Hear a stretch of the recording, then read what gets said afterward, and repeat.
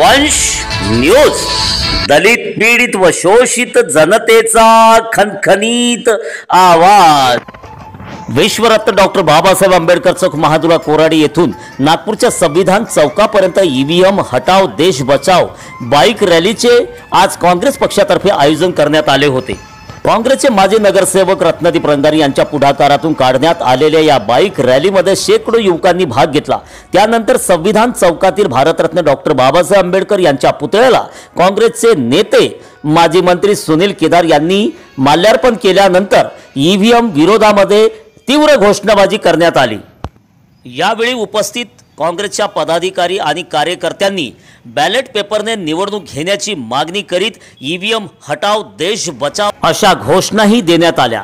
यावेळी संविधान चौकातील काँग्रेसच्या या आंदोलनामध्ये आमदार संजय मेश्राम, नागपूर जिल्हा परिषदेच्या अध्यक्षा मुक्ताताई कोकर्डे, उपाध्यक्षा कुंदाताई राऊत, नागपूर जिल्हा परिषदेचे माजी अध्यक्ष सुरेश भोयर, जिल्हा काँग्रेस कमिटीचे माजी अध्यक्ष राजेंद्र मुळक, नागपूर जिल्हा परिषदेच्या उपाध्यक्षा कुंदा राऊत, सभापती अवंतिका लेकुरवाळे, राजू कुसुंबे, दिशाताई चंदापुरे, माजी सभापती सचिन मानवडकर, जिल्हा परिषद सदस्या शांताताई कुमरे, प्रकाश खापरे, नलिनी उईके, चिचोली ग्रामपंचायत सरपंच मीनाक्षी तागडे, पिपळा डाक बंगला ग्रामपंचायतचे सरपंच विष्णू कोकर्डे, अश्विन बैस, मनीषा उमरेडकर, संजय रामटेके, शरद मेश्राम, विलास बचाटे, शैलेश गजघाटे, विकास लझडे, शंकर छत्री यांच्यासह शेकडो कार्यकर्ते संविधान चौकातील या आंदोलनामध्ये सहभागी झाले होते।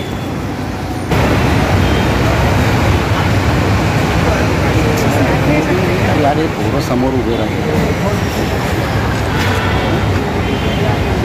परमपूज्य डॉक्टर बाबासाहेब आंबेडकरांच्या परमपूज्य डॉक्टर बाबासाहेब आंबेडकरांच्या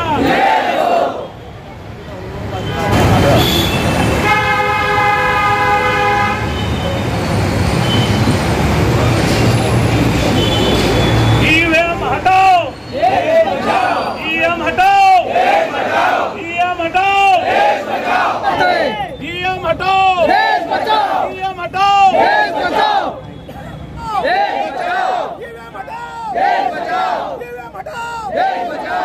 भारतीय संविधान जिंदाबाद, भारतीय संविधान जिंदाबाद, आवाज दो, आवाज दो, भारतरत्न डॉक्टर बाबासाहेब आंबेडकरांच्या, भारतरत्न डॉक्टर बाबासाहेब आंबेडकरांच्या, ईव्हीएम हटाओ, देश बचाओ, ईव्हीएम हटाओ, देश बचाओ, ईव्हीएम हटाओ, देश बचाओ। अभी लड़ाई है, आगे और लड़ाई है, अभी तो ये अंगड़ाई है, आगे और लड़ाई है। विश्वरत्न डॉक्टर बाबासाहेब आंबेडकर यांच्या प्रतिभेला अभिवादन। आज या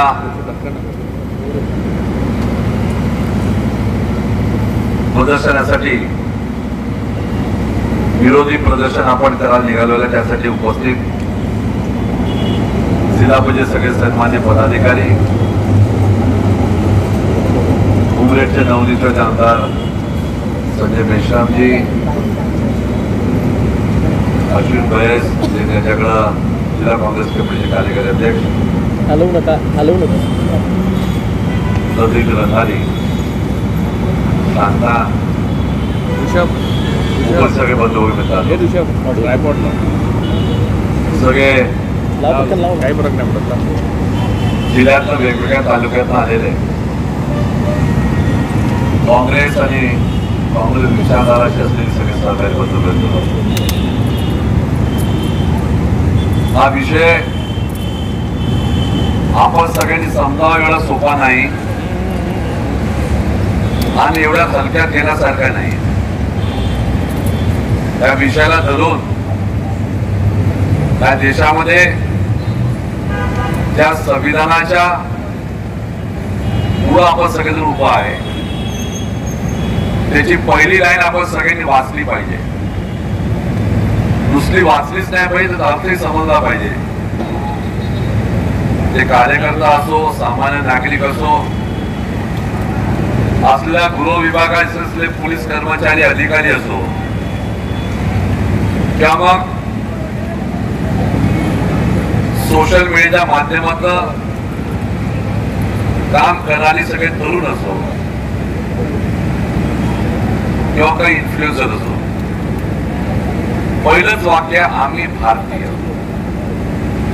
आता आम्ही भारतीय हा विषय वाचायला 1 सेकंदही लागणार नाही, उच्चाराला 1 सेकंदही लागणार नाही. आत्मसात करणारा फार खोलवर याचा जाऊन विचार मनन करणं तेवढं महत्वाचं आणि हे समजलं पाहिजे. कारण ज्या विश्वरत्न डॉक्टर बाबासाहेब आंबेडकरांनी संविधान लिहिलं, त्याने आपल्या बरेच याच्यामध्ये आम्हाला तुम्हाला सगळ्यांना एकच गोष्ट सांगितलं, शिका, संघटित व्हा आणि मग संघर्ष करा. त्यांनी पहिले शिका का म्हटलं, हा विषय आत्मसात करून घेणं गरजेचं आहे. ते शिकतील तेव्हा त्यांना त्या संविधानाची पहिली जी ओळ आहे ती समजता येईल. आम्ही भारतीय आणि आम्ही भारतीय हा विषय ज्या विचारधाराला पटत नाही त्या विचारधारासोबत ही लढाई आहे. एका दिवसाची लढाई नाही, एका महिन्याची लढाई नाही, ही निकाल लागतपर्यंतची लढाई आहे. प्रश्न एवढाच आहे की लढाई आम्हाला लढायची आहे का आणि कोणासाठी लढायची आहे. ही काही व्यक्तिगत लढाई नाही, या देशाची लढाई आहे. आणि या देशाला 150 वर्षाचा संघर्ष करून मिळालेलं स्वातंत्र्य आहे. ते स्वातंत्र्य, त्या स्वातंत्र्यामध्ये असलेल्या प्रत्येक माणसाचा व्यक्तिगत असलेला अधिकार याची लढाई आहे. दुर्भाग्यानं आज याचा विसर मोठ्या मोठ्या लोकांना पडलेला आहे. उच्च पदावर बसलेल्या लोकांना सुद्धा याचा विसर पडलेला आहे. उद्या पुढे जाऊन हा देश पुन्हा गुलाम झाला तर त्या गुलामीला त्या ठिकाणी कारणीभूत कोण आहे, या लोकांचे नक्की त्यामध्ये नाव उल्लेख होईल. तोपर्यंत देश पुन्हा गुलाम होत जाईल आणि मग पुन्हा देशाची स्वातंत्र्याची लढाई कोण लढेल आणि पुन्हा देशाला नवीन त्यावेळेस सगळ्याला एकत्र करण्याचे संविधानाची उजळणी कोण करेल, हा मूलभूत प्रश्न प्रत्येकाच्या मनामध्ये आहे. आम्ही असं ऐकलंय वर्तमानपत्राच्या माध्यमातून की 3 डिसेंबरला त्या देशाचे मुख्य निवडणूक आयुक्त यांनी पॉलिटिकल पार्टीला त्या ईव्हीएम बद्दल बोललेलं आहे. मला आपल्या सगळ्याच्या माध्यमातून एकच त्याला निरोप द्यायचा, दुसरं काही जास्त बोलायची गरज नाही. जी प्रणाली, जी कार्यपद्धती पूर्ण जगाने नाकारलेली आहे, जगाने, मी पुन्हा सांगतो जरा समजून घ्या, जगाने नाकारलेली आहे.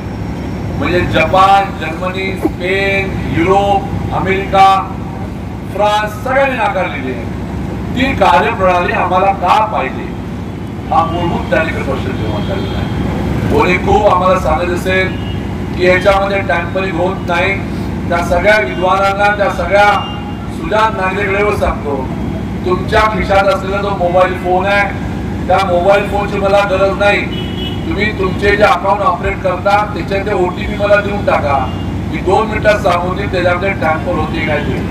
एक वेळ अशी होती की आम्ही शेतकरी आमच्या शेतामध्ये आम्हाला पाणी सुरू करायचं होतं, तो स्टार्टर मोटरची बटन दाबाला त्या मोटरच्या स्टार्टर पर्यंत जावं लागत होतं. आज आमचा शेतकरी घरी बसून स्टार्टर मोटर सुरू करतो, बंद करतो, स्प्रिंकलर सुद्धा ऑन करतो. आणि आताच काही महिन्या अगोदर चंद्रावरचं यान आपलं थोडं बिघडलं होतं, तर आपले जे वैज्ञानिक त्यांना भारत देशाच्या भूमीवर बसून ते दुरुस्त केलं होतं. इलेक्ट्रॉनिक मशीनचा विषय टॅम्पर होतो नाही होतो हे सांगायची गरज नाही, कारण कुठलीही इलेक्ट्रॉनिक मशीन असली तर त्याचा सोर्स कोड असतोच.